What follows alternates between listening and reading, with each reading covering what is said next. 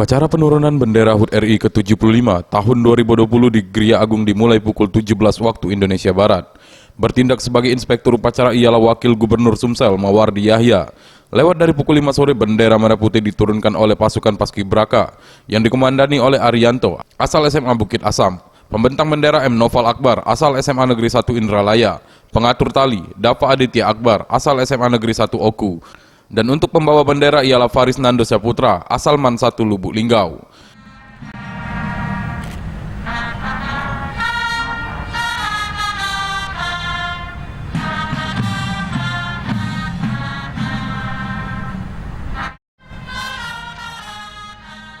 Sekda Provinsi Sumsel Nasrun Umar mengatakan, di situasi saat ini memang serba keterbatasan, namun tidak mengurangi hikmat dari apa yang menjadi perayaan seluruh warga Indonesia.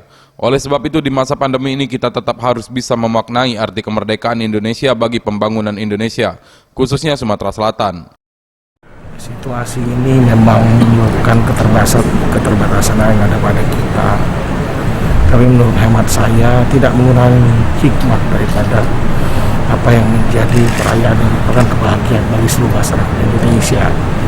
Oleh sebab itu, di tengah segala keterbatasan karena pandemi COVID-19 ini, kita haruslah secara hikmat itu dapat memaknai arti kemerdekaan kita bagi pembangunan Indonesia ke depan, khususnya pemerintah Provinsi Sumatera Selatan.